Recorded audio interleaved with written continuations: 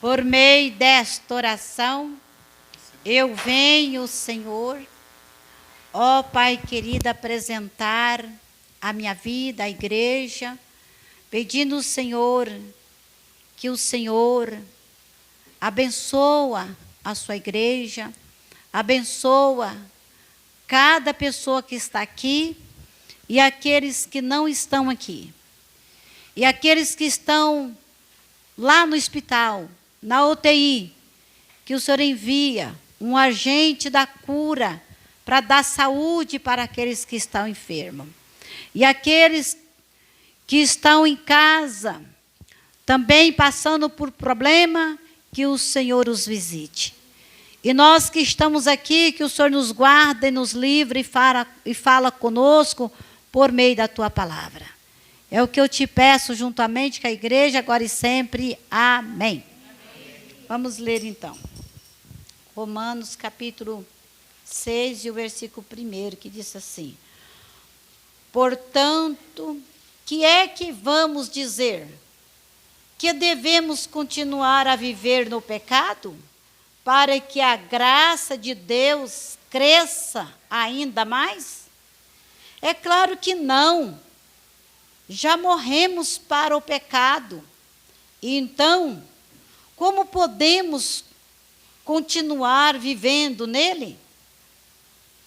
Com certeza vocês sabem que quando fomos batizados em união com Cristo, com Jesus Cristo, também fomos batizados em união em sua morte. E assim, pelo nosso batismo, fomos enterrados com ele. Assim também nós vivamos nova vida. Amém? Amém. Pode se assentar em nome de Jesus. Irmãos, aqui pela palavra do Senhor, Paulo está perguntando para a igreja, né? Que o que vamos dizer? Nós já fomos batizados na união com Cristo. E ali ele pergunta: podemos nós permanecer no pecado? Não tem como você crescer na graça no pecado. Por que eu estou falando isso? Irmão, hoje é Santa Ceia. A Santa Ceia do Senhor, né?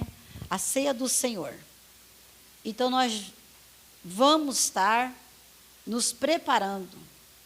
Nós já está preparado, né? Porque do mesmo jeito que você está preparado para todo mês estar aqui participando da carne e do corpo e do sangue de Jesus, então nós também tem que estar preparados para morar no céu, né? Sabemos que é através de Cristo que Ele nos prepara. A gente vem para a igreja, aceitamos Jesus Cristo, nos preparando na palavra de Deus, vamos nos batizar, aquele que ainda não batizou. E o que vai fazer? Vai descer nas águas. Você vai ser enterrado com Cristo. Por quê? Porque é na união. Por que união? Porque você não fez uma aliança com Deus. É nessa união que você fez com o Senhor que você está descendo nas águas, sendo enterrado quem? O velho homem. O velho homem, e está levantando quem? Um novo homem, uma nova mulher.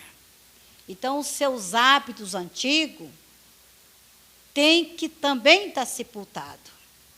Tem que também deixar esses hábitos. O versículo 2 que fala: é claro que não, já morremos para o pecado. Se nós já morremos pelo pecado, então nós já estamos livres do pecado.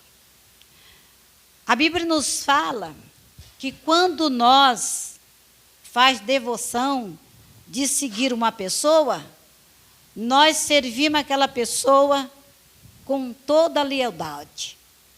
Você passa a ser aquela pessoa leal àquela pessoa. Por isso que Paulo disse assim que ele é o escravo do Senhor, né? Prisioneiro de Deus. Então, prisioneiro, você se torna preso naquela pessoa que você está seguindo ela. Então, eu estou presa em Jesus. Eu estou presa. Larguei, não sou mais escrava do pecado, mas eu sou do Senhor Jesus. Então, se você está devoto dessa maneira, à pessoa do Senhor, então o pecado já não tem poder de agir na sua pessoa física, porque você morreu, você foi sepultado na morte de Cristo e ressuscitou com Cristo, porque Deus ressuscitou Jesus Cristo com a glória dele. E nós ressuscitamos em Cristo com a glória de Cristo, por meio do Pai Celeste. Então, nosso corpo não tem mais, já não é mais do pecado. Nós não temos mais vontade de pecar. Porque aquele eu já morreu. Agora é o eu de Cristo. E o eu de Cristo me libertou. Como disse a palavra, em João 8, 32. Conhecereis a verdade, e a verdade vos libertará. Versículo 3. Com certeza, vocês sabem que, quando fomos batizados em união com Jesus Cristo, olha aí, o que acontece? Vocês sabem, eu sei, porque eu fui batizado na união em Jesus Cristo. Por isso que tem que confessar, aceitar primeiro. E o que acontece? Como disse a palavra, também fomos batizados em união em sua morte. Está vendo? Nós fomos batizados em união em Jesus Cristo. E também fomos batizados em sua morte. Como que fomos batizados na morte de Cristo? Porque nós fomos enterrados com Ele. Enterrado. Jesus não foi enterrado? Nós também fomos enterrados. E disse assim, assim pela nosso batismo, entrando com Ele, e participamos da sua morte. E isso para quê? Como Cristo foi ressuscitado pelo poder da glória do Pai, assim também nós vivamos nova vida. O que nós vamos fazer agora? Nós vamos viver uma nova vida. Mesmo jeito que o Pai ressuscitou o Filho no poder dele, o Senhor nos ressuscitou no poder de Cristo para nós viver em novidade. Em vida de novidade. E qual é essa novidade? Irmãos, a novidade sua agora é perdoar, é amar, é vir para a igreja, é dar bom testemunho, é estudar a Bíblia. O que é isso?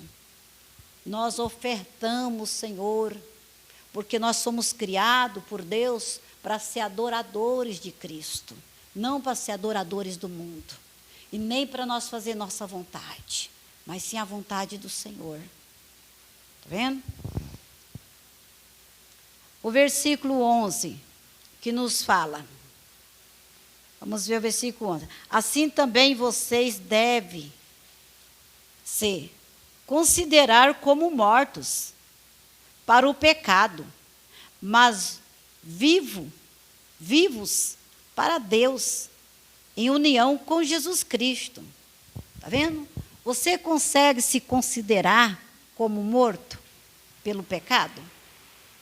Para você estar em união em Jesus Cristo e servindo a Deus? Olha, irmãos, todo mês, primeiro domingo do mês, nós temos a Santa Ceia. Entrou, finalizando esse mês, no mês que vem, no primeiro domingo, nós temos a Santa Ceia. O que nós vamos fazer? A gente já entra em oração antes de acabar o mês. Para nós poder se libertar, se limpar de toda a nossa picuinha. Na família, no trabalho, um para com o outro, diante de Deus. O que é isso aí? É santificação. Pedir perdão para alguém que você magoou, machucou, brigou, discutiu, atrasou o pagamento com aquela pessoa, ou atrasou aquilo que você pegou emprestado, não devolveu. Irmãos, nossa vida tem que estar constantemente, todo o tempo, em santidade, porque nós não sabemos a hora que Jesus vai voltar. Esse dia eu estava orando para um casal e senti, esse dia não, ontem, ali no culto, orando para uma pessoa, para um casal, e senti um peso muito grande, ao ponto de quase não conseguir fazer aquela oração. E eu perguntei se eles eram evangélicos. O moço disse, eu não sou. A moça disse, eu sou. Mas, irmãos, a gente sabe quando a pessoa não está reta diante de Deus, sabemos que sofremos retaliação até para interceder pela pessoa. Tanto que a Bíblia diz que um dia de trabalho bem feito, na obra de Deus, bem trabalhado, corresponde 3 dias de serviço braçal. Né? Olha, que não é fácil.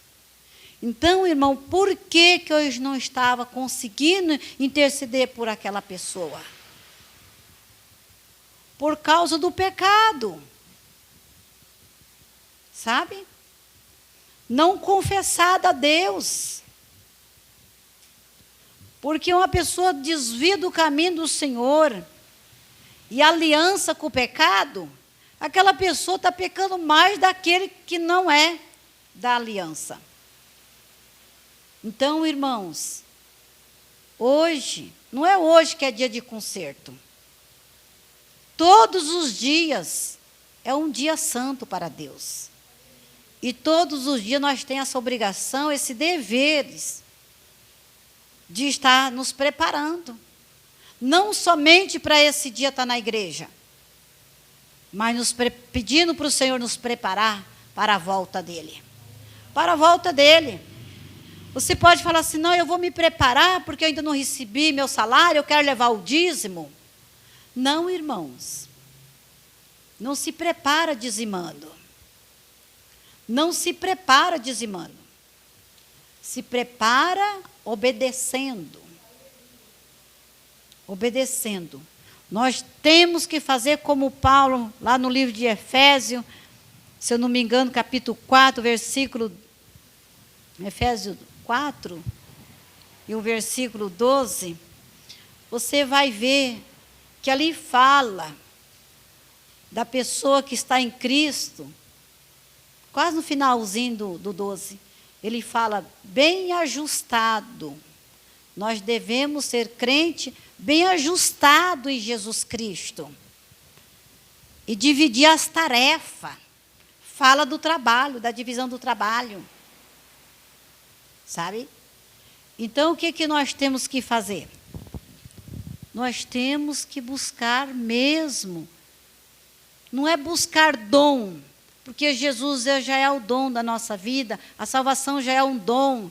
É buscar a graça para nós entender a vontade de Deus, que ela seja revelada por meio da palavra dEle, na nossa vida, para nós podermos seguir ao Senhor.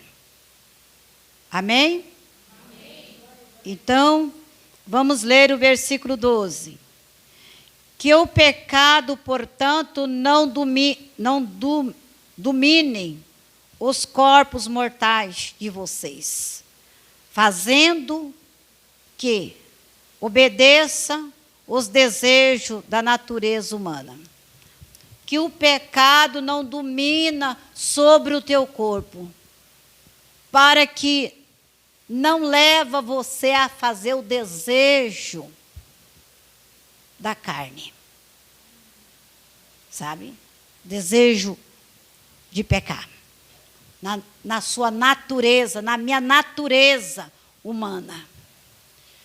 Quando a gente sai do mundo, a gente sai com vício de cigarro, com vício de droga, com vício de álcool, com vício de cerveja, com vício de palavreados, desagradável a Deus. Tudo isso nós temos que largar. É fácil? Não, não é fácil. E por que que tem a oração e tem o jejum? Para se limpar. A oração, imagina que é o chuveiro. O jejum, imagina que é a bucha ou o sabão para você se esfregar, para tirar toda a craca espiritual que enraizou na sua carne e também na minha. Agora você vê crente que ainda fuma. Você vê evangélico fumando. Você vê palavreado feio na boca de certos evangélicos. Você vê murmuração na vida de certos evangélicos. A falta de compromisso com Deus. Se você não tiver compromisso com a igreja, você não tem compromisso com Deus, não. Esse dia, ontem, a irmã falou assim: pastora, com quem você aprendeu a falar que o povo é desengrejado? Eu falei com o meu professor de teologia, professor Alexandre. Ele fala que hoje tem o que está atrapalhando as igrejas é os crentes desengrejados. Você é crente? Sou. De que igreja? Estou caçando. Virou caçador. O que tem crente caçador aí caçando uma igreja para membrar? Irmão, não pode fazer isso. Esse dia uma irmã queria sair da igreja. Eu falei: você já arrumou uma igreja para congregar? Não. Eu falei: arruma primeiro para depois você sair, porque se Jesus voltar, você está desengrejada. E você não tem pastor, e quem vai responder por você naquele dia? Deus vai falar para você: cadê o seu pastor? Não tem. Ah, então você é daqueles que pastoreava a si próprio. Tem gente que pastoreia ele mesmo. Ele não aceita, ele é tão esperto que ele não aceita. Eu não aceito que o pastor manda em mim. Não sabe nem onde está o nariz dele. Agora, igreja, a palavra está falando. Está falando comigo, com você. Nem entregue nenhuma parte de vocês mesmo ao pecado. Nenhuma parte. Não se entrega, não. Tem gente que se entrega para o pecado. Depois vem cantar na igreja. Não pode, não. Não pode nem ter oportunidade. Sabe? Agora, se você está na igreja e falar assim: pastora, eu quero estar na igreja, mas eu quero uma oportunidade. Mas que tipo de compromisso você está na igreja? Se você estiver na igreja buscando conserto, você pode até ter uma oportunidade de vir para a igreja, ler a Bíblia, orar, jejuar. Essa é a sua oportunidade. Posso cantar? Pode. Aí, no banco. Está vendo? Então, irmãos, nós temos que ofertar. Às vezes as pessoas pensam que eu estou falando de ofertar, é só dinheiro. Porque amor não se expressa com palavras. Eu amo a pastora Lourdes. Amém. Mas se não é outro abençoar, aquele que diz que me ama não me traz um grão de arroz. Porque o amor é com gesto. O amor é com gesto. Não, vou levar isso para a irmã, vou levar isso para a igreja, eu vou fazer isso na obra de Deus, eu vou fazer um jejum. Está vendo? É se doar. Não se expressa eu te amo com a boca, mas com gesto. Olha o gesto de Jesus. Ele expressou que nos amava, pregando a palavra do reino do céu, curando os enfermos. E o que mais? Limpando os leprosos. Foi surrado, humilhado, perseguido, caluniado, abandonado pelo próprio povo dele. E ainda foi preso, e ainda foi julgado injustamente, e ainda passou pela morte da cruz. E lá na cruz do Calvário, ele disse para um ladrão, que o ladrão lá confessou o pecado dele, e pediu perdão. E ele disse: hoje mesmo estarás comigo no meu paraíso. Isso quer dizer que o amor estava lá na cruz, ó, com o gesto que o Senhor descreveu. A Bíblia nos mostra no livro de Gênesis, capítulo 22, versículo 2, do amor de Abraão para seu filho Isaque. Não foi exagerado? Não foi o amor exagerado ao ponto de tomar lugar do sentimento de Deus? Tem pessoa que ela devota tanto para aquilo que não é Deus, que ela deixa Deus de um canto e aquela pessoa toma o lugar de Deus no coração daquela pessoa. Sabe o que é isso? Idolatria. E o que é idolatria? Vira feitiçaria. E outras coisas mais. Então, irmãos, vamos, irmãos, ofertar sim. Oferta o seu melhor louvor, jejuma, ensaia, pratica, canta, pratica a sua voz, canta uma, duas, vê se ficou perfeito e faz um jejum para esse louvor. Oferta o louvor a Deus, oferta a sua oração de madrugada para Deus visitar uma pessoa que está na UTI. Olha, tem gente que não sabe o que é ofertar. Tem gente que não sabe o que é dizimar também. Tem gente que não sabe o que é amar. Olha, irmão, vocês não me vê falando o tempo todo: amo vocês, amo vocês. Porque se o meu esforço de dobrar joelho, jejuar, orar, receber você, no momento que você precisa de oração, eu já estou orando.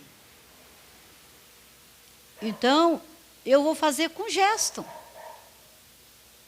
Porque o Senhor revelou o amor dele para mim com gesto. Não foi de boca, não foi de palavra.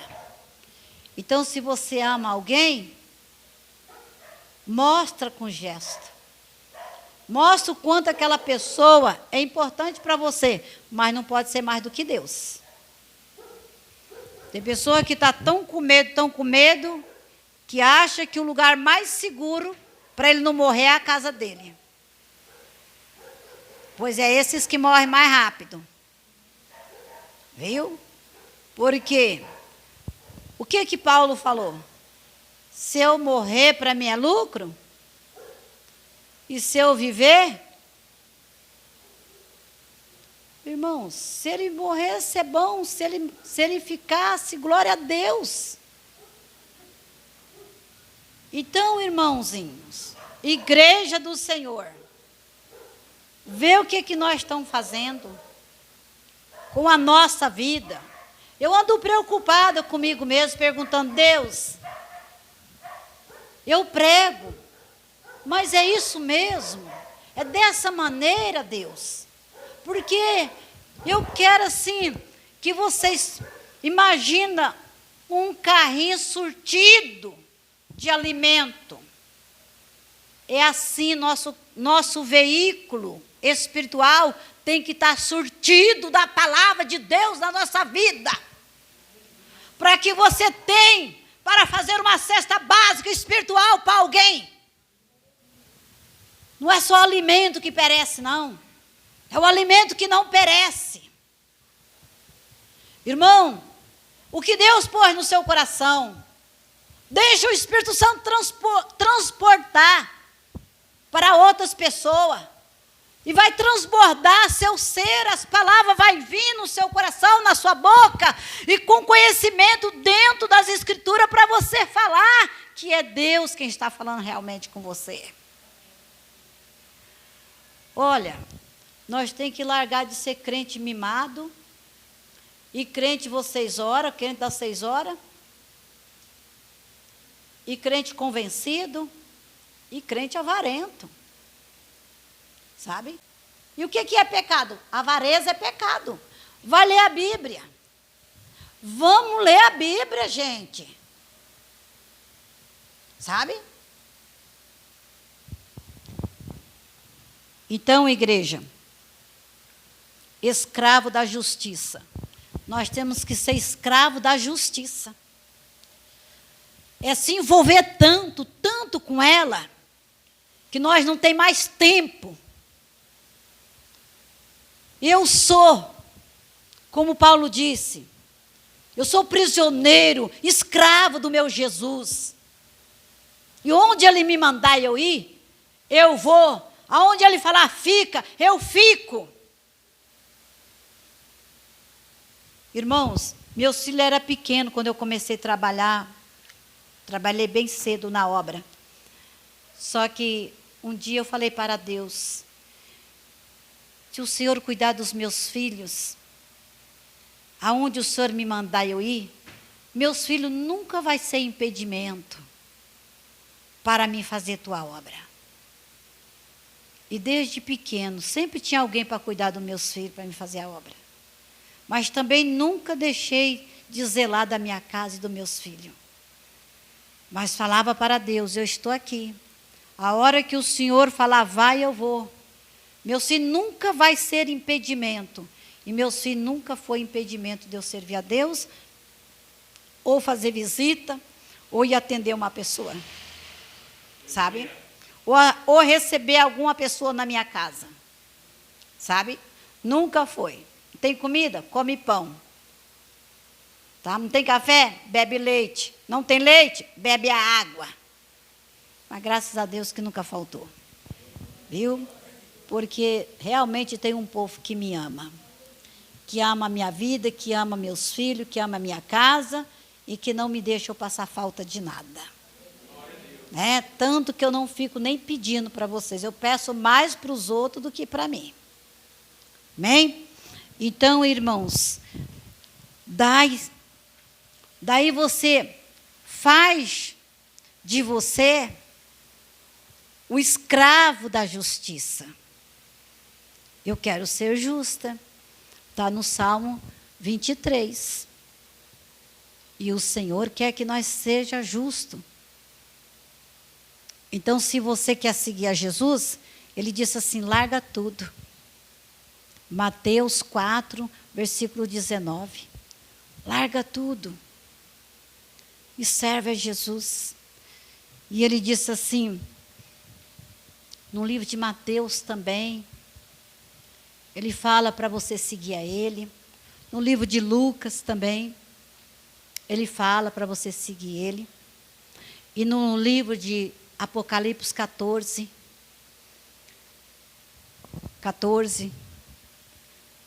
não me lembro o versículo, mas ali fala assim,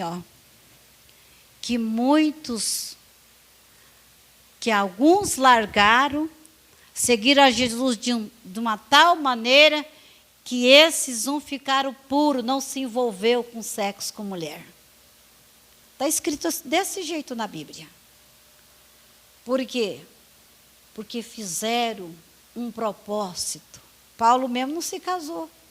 E quantos outros que não se envolveu com mulher? Para poder se santificar para o Senhor. Assim, não tinha perigo e nem preocupação. Olha, tem minha esposa, tem minha casa, meus filhos. Que a gente vê pastor sofrendo com filho nas drogas, é só Jesus na causa, né? Irmãos, então vamos fazer isso, né? O versículo 14. O pecado não deve dominá-los, pois vocês não vivem debaixo da lei, mas debaixo da graça de Deus. Está vendo? Então é por esse motivo que você não pode deixar mais o pecado dominar vocês, porque o pecado, você já não está mais na carne, você está dominado pela graça de Deus, debaixo da graça de Deus, não é debaixo da lei não. Amém? Então nós vamos ler, nós vamos lá em Coríntios, vamos ler aqui a mensagem da Santa Ceia. Aqui na minha Bíblia fala assim, a ceia do Senhor. Vamos tomar a Santa Ceia hoje. Está dando 8h10 agora. Vamos estar orando, lendo a palavra da Santa Ceia. Da ceia do Senhor, nós temos que nos corrigir. Ceia do Senhor. Vamos colocar de pé. Porque eu recebi do Senhor o ensino que passei a vocês. Que o Senhor Jesus, na noite em que foi traído, pegou o pão, agradeceu a Deus e partiu e disse, este é o meu corpo que é dado a favor de vocês. Façais isto em memória de mim. E assim também, depois do jantar, pegou o cálice e disse, este cálice é o novo acordo entre Deus e os homens, selando com o meu sangue. Olha, selado com o sangue de Jesus. Igreja, vamos tomar a Santa Ceia. Eu trago 2 Santa Ceia. Quais 2? Aqui o Senhor fala que ele pegou o pão, não transformou na carne dele não, mas a presença estava sobre o pão. E eles comeram o pão, que dava o simbolismo, um simbólico, né? Que era o corpo de Cristo. E memória. Agora, se nós vamos tomar a Santa Ceia na memória de Cristo, como que o crente não guarda na memória que todo o primeiro domingo do mês nós fazemos a Santa Ceia? Então, você tem que ter na memória, porque isso aqui é a memória de Cristo. E nós vamos fazer isso até Jesus voltar. Porque cada vez que você tomar a Santa Ceia, você está lembrando da morte de Cristo e da ressurreição e se preparando para a vinda dele. Amém? Amém. A Santa Ceia, você não batizado e você batizado vai pegar o pão. O batizado e o não batizado vai pegar o pão. Pastora, mas não é o corpo de Cristo? A palavra do Senhor fala assim, ó. Eu sou o pão vivo que desceu do céu. Ele desceu e pregou o evangelho, distribuindo o pão para quem tem fome. Então você vai comer o pão para te curar.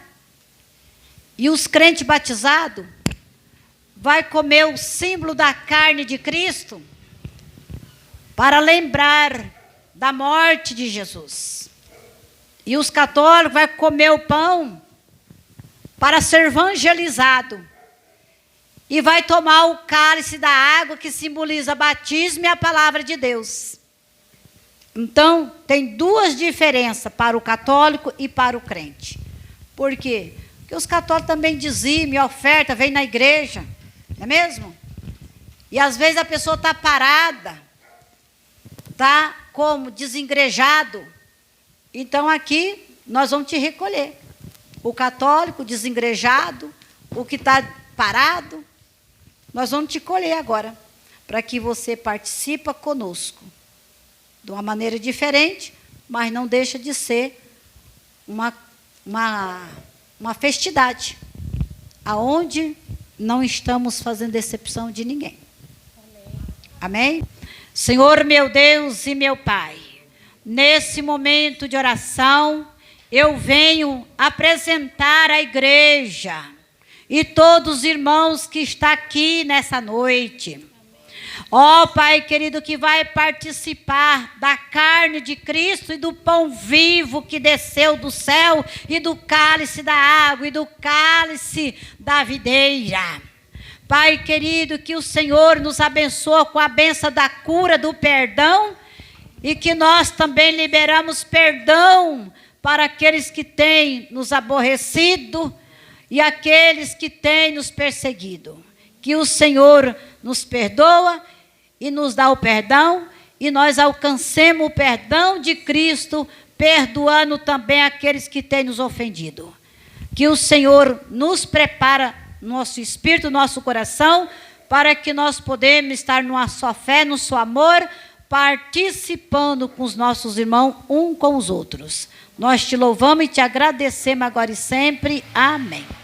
O versículo que nós vamos ler é o 25, que diz assim: também depois do jantar, que é comer o pão, né? Pegou o cálice e disse: esse cálice é o novo concerto entre Deus e o homem, selado com o meu sangue. Então aí está passando.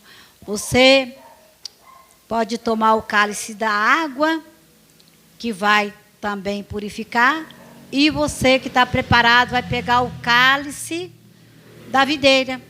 Amém? Para você saber como a palavra está dizendo, né? Que esse é um acordo, é um concerto, né? É um sinal entre Deus e o homem, pelo meio do sangue de Jesus. Amém? Irmãos, então vamos levantar o cálice. Aqui está o cálice de água, que eu vou tomar os dois também, né? A água é para a cura. E vamos estar orando. Senhor meu Deus e Pai, eu levanto esse cálice de água, aonde a tua palavra nos disse que o Senhor abençoaria o povo e tiraria do meio do povo as enfermidades e abençoaria o pão e a água.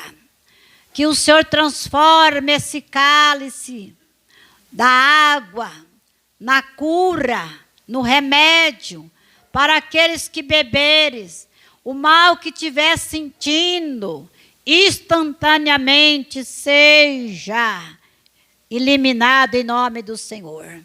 Que o Senhor faça presente